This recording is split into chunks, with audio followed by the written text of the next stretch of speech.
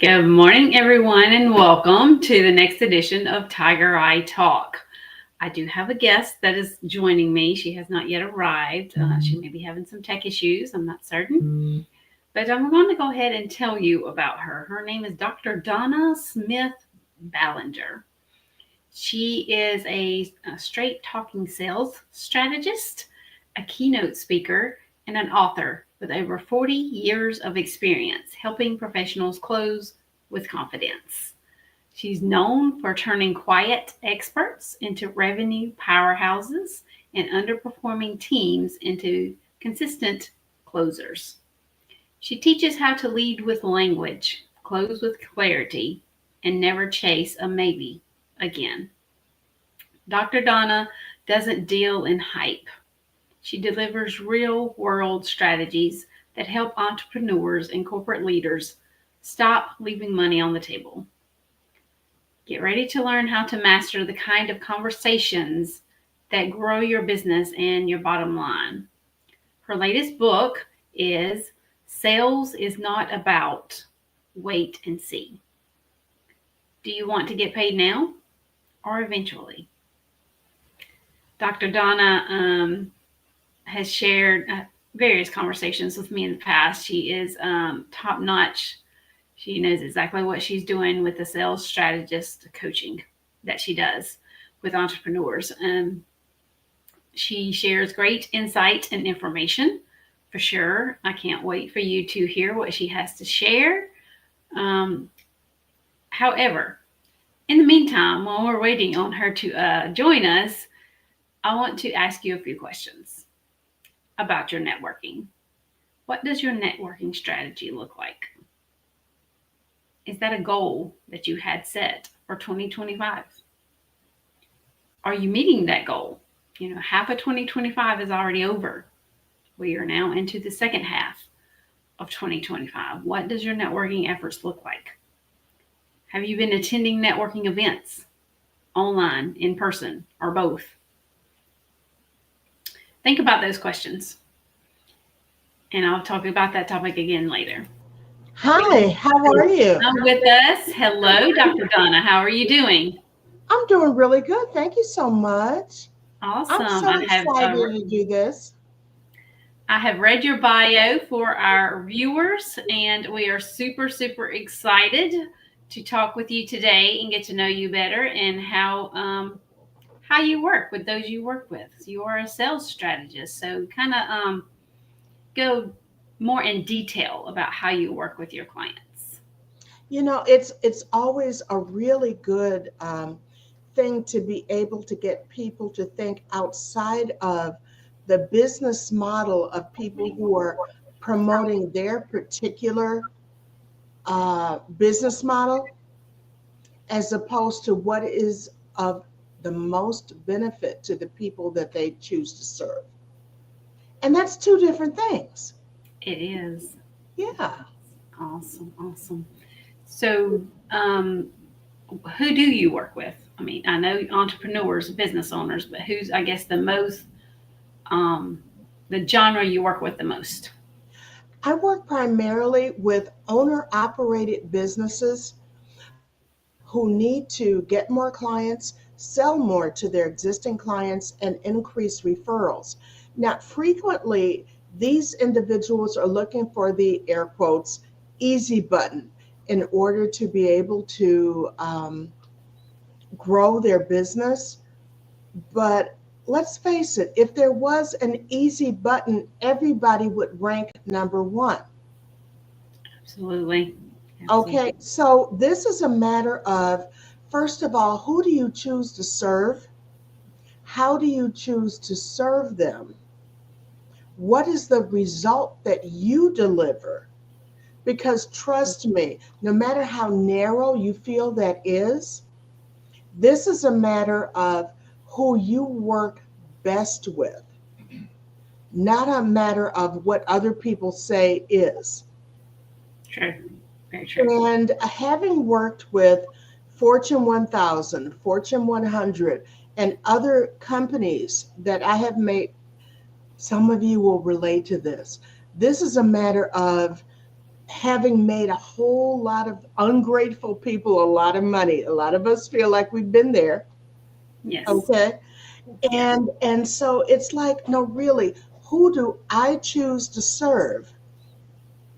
And how do I choose to serve them?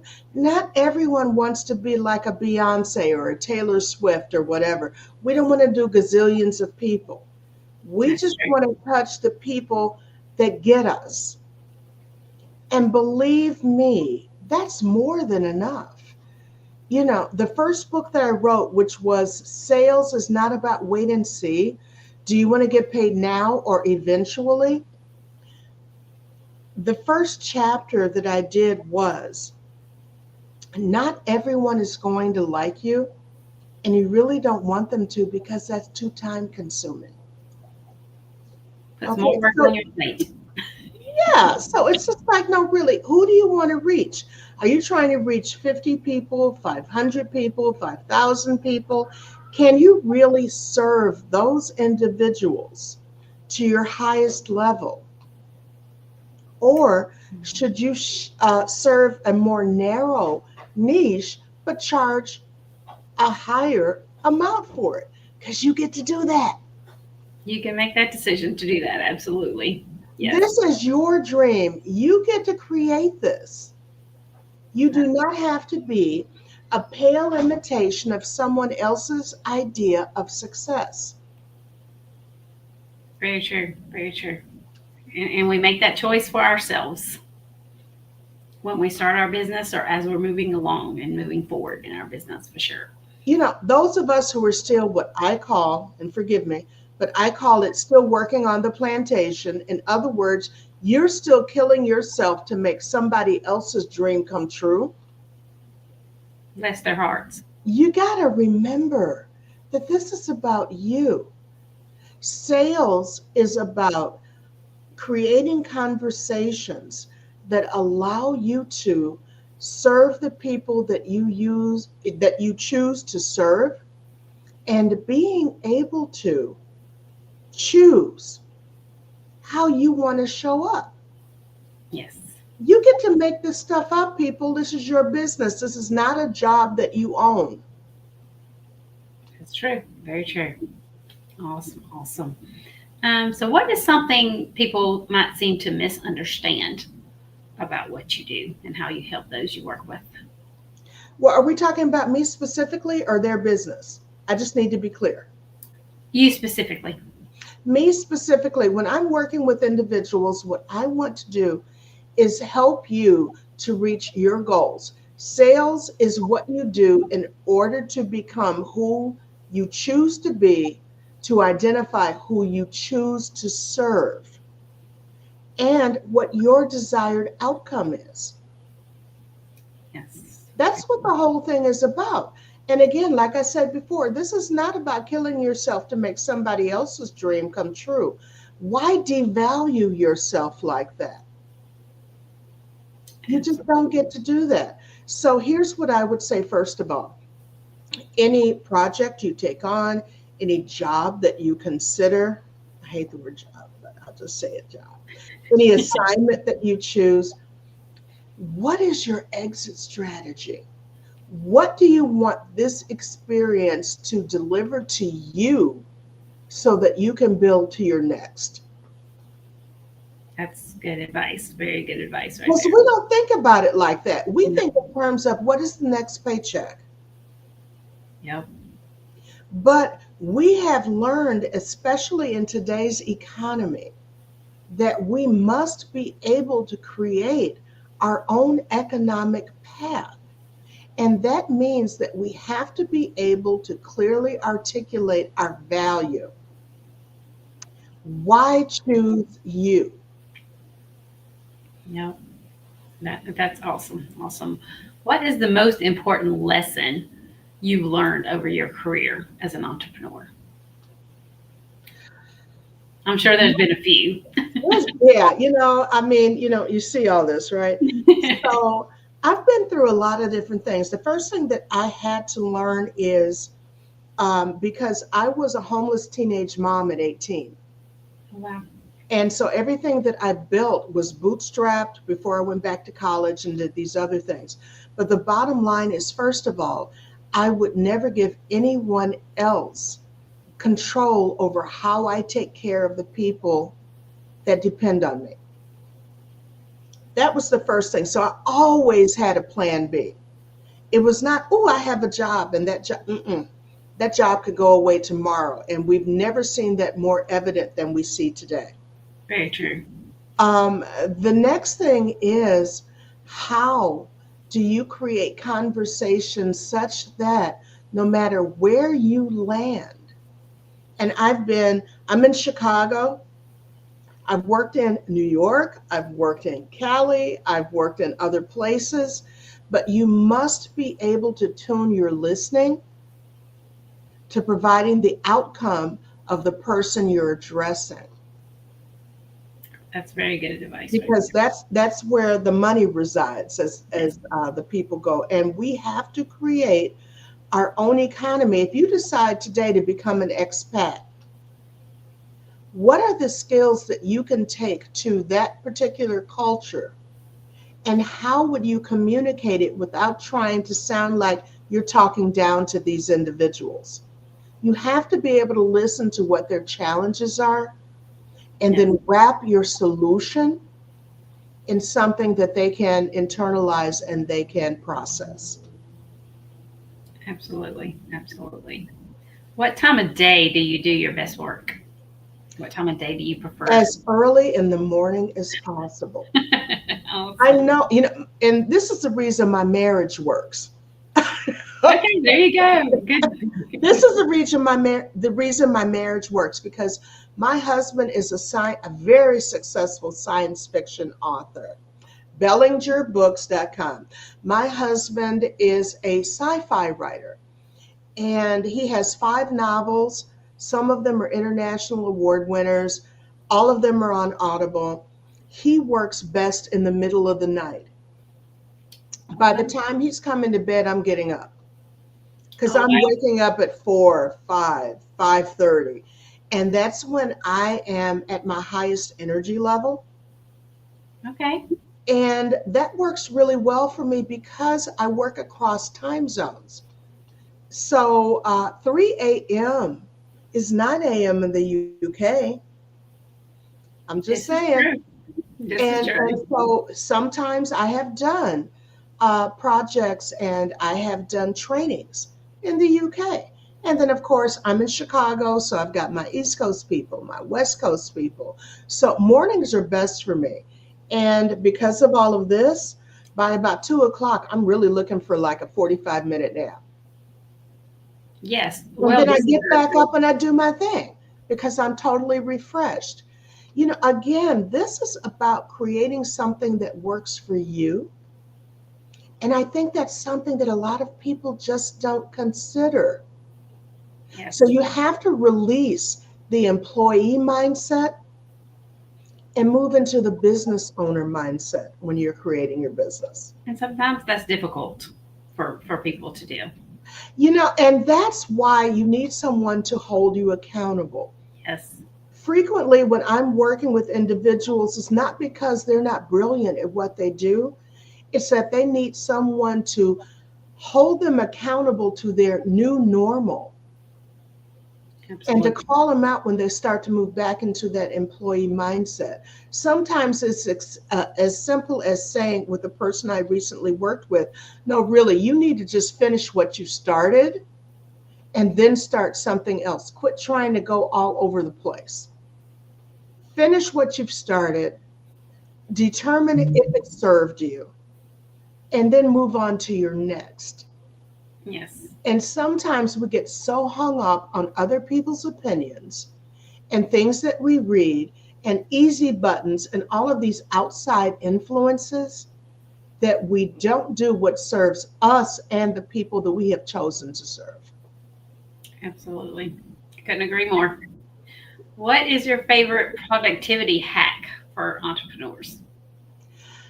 My favorite productivity hack is, a lot of us are getting really, really hung up on AI right now. AI is that new big thing. And And everybody's thinking AI can create this and can create that.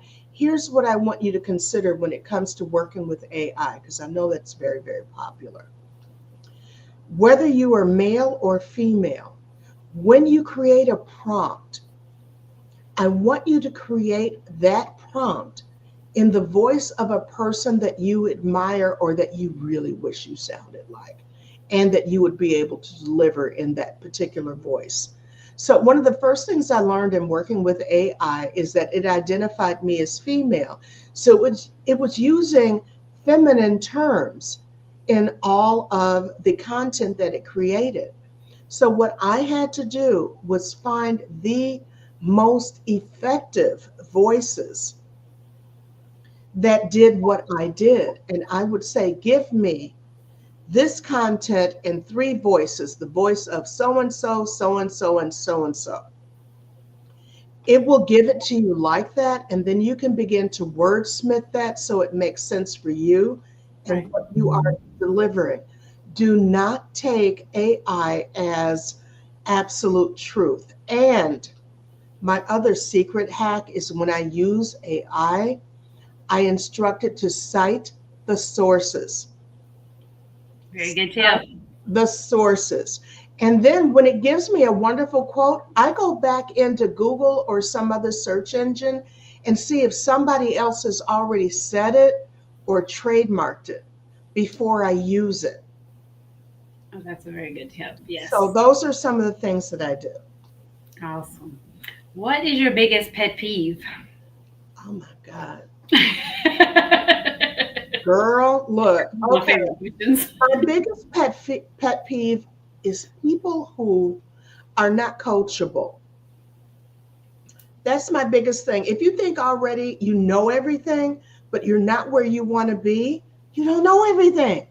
Exactly. Okay? So be willing to listen and to consider that perhaps you are not the smartest person in the room. And if when you are networking and you find that you are the smartest person in the room, you need a new room because you're not going to learn anything. You're not going to grow. And the other thing is people who feel that when they go into a networking situation, they should be discovered. No, it is your responsibility to be more memorable when you enter a room so that people want to have that follow up conversation with you. Absolutely. I totally agree. And that's a very good pet peeve. I like that. Who are the three most influential people in your life and how do they Mm. impact you? Okay, so first of all, one of the most influential people in my life is my husband. As I said, my husband is a sci-fi writer. He's been a writer since I don't know when. And he is very good at making me stay in my lane. So he will call out if I'm not using my gifts properly. He will call out if I'm getting in my own way. And he has to listen to all of my stuff over and over and over again. And he's like, why are you not taking your own advice? So my husband is definitely one of my favorite people. The other is there are about five other individuals who do training, who do speaking, who do coaching that I like to just peek in on. I don't have to follow them, like in the biblical sense, oh my God, this is truth. But what I do have to do is consider their particular take on things. So those are some of my people. Jill Conrath is one. Mel Robbins is one.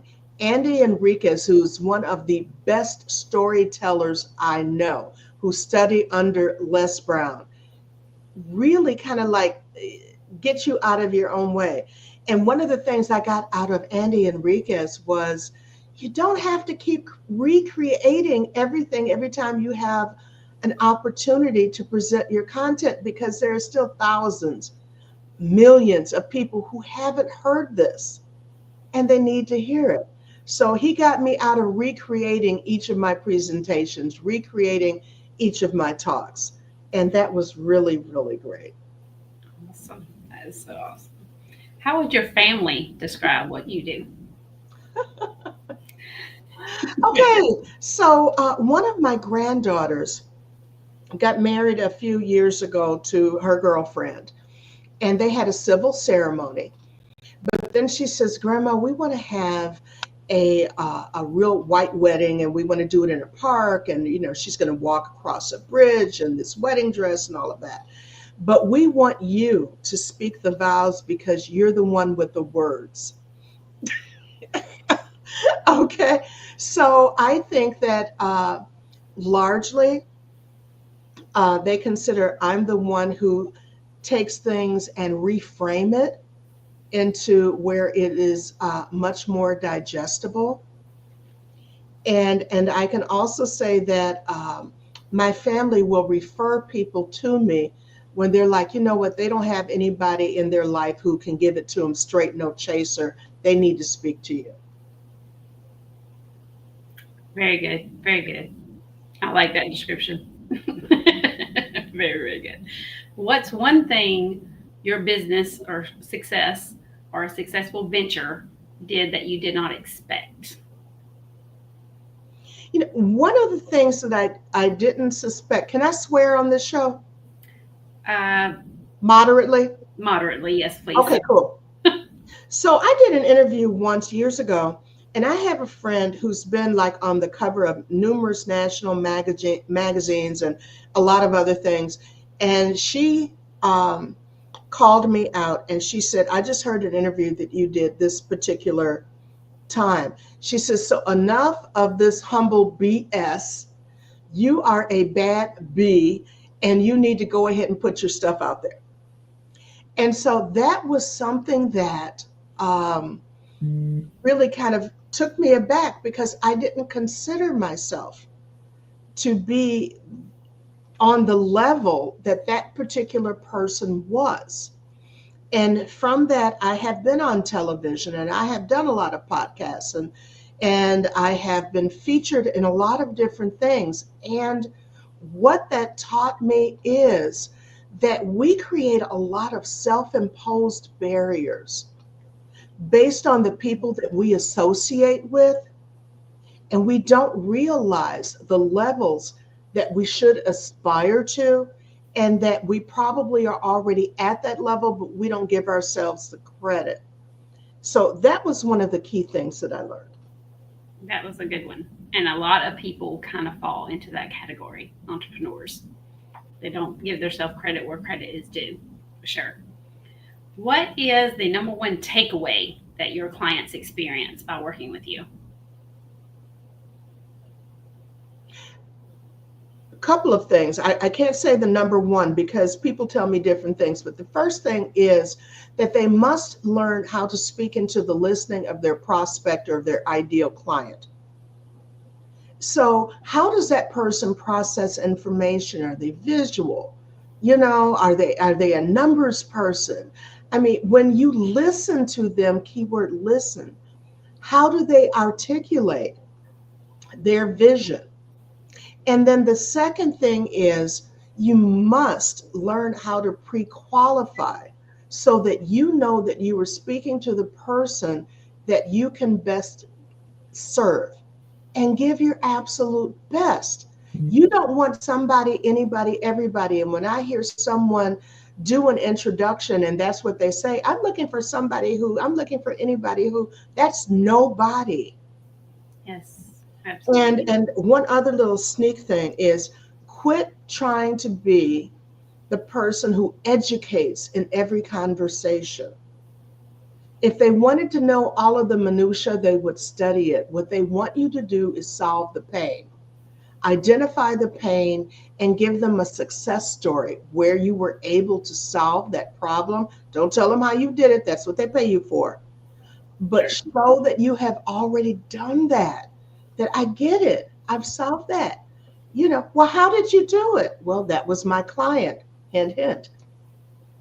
Confidential information because I did that for a client. Intellectual property. They pay you for what's here. Yes, So absolutely. quit giving that stuff away Because if they implement it and they implement it incorrectly, they will say, well, I did it the way that Jane said to do it and it didn't work. No, Jane has a way of doing it that makes it work. So don't try and grow a brain and do it. Don't do that. Yes, don't try to be someone else. Be you, and solve the issue your way, the way whatever the issue may Indeed. be. So, what else would you like to share with our audience? Maybe events that you have coming up. Okay, terrific. So I'm in Chicago. If you're in Chicago, please DM me. I have a very secret clandestine pop-up training that I'm going to be doing, and it has to do with closing, confidence in closing. Also, I have two books that are out right now. My former one is Sales is Not About Wait and See. Do you want to get paid now or eventually? And my most recent one is, um, uh, well, that actually was the most recent one. The other one is You Lost Me at Hello, Actionable Principles That Move You Beyond Networking. So if you're looking for very simple, succinct books that give you things you can implement right away, even though I do collegiate training, when I do my books, I try to make sure this is something quick and easy to implement. I am also on YouTube. Please connect with me on LinkedIn. And as I said, if you are in Chicago, please reach out to me on LinkedIn, Donna Smith Bellinger. Awesome, awesome. Thank you so much, Dr. Donna. This has been amazing. We do have her contact links as well that we will share in the description box below this video so that you can reach out to her and connect with her on her different channels and emails, all the things. Again, thank you so much, Dr. Donna. This has been amazing. Very good information that you shared. I highly advise, if you have not had a conversation with Dr. Donna, please do get on her calendar and have a conversation with her. You will not regret it, I promise. Lisa, thank you so much for allowing me to share your platform and to get introduced to your people. Absolutely. And also, people, my contact information is there. If you just want to have what I call a no sales conversation, if you've got a specific question you would like for me to help you address, I'll give you a free 20-minute call, and I'm not going to pitch you. Nice. Very nice. Now, who can pass that up, right? A free 20-minute conversation with Dr. Donna. With That's no pitch, it's a no sales conversation. awesome. Awesome. Thank you again, Dr. Donna, for being our guest. And again, I highly encourage all of you watching to contact Dr. Donna and have a conversation. Until next time, thank you. Thank you, Lisa.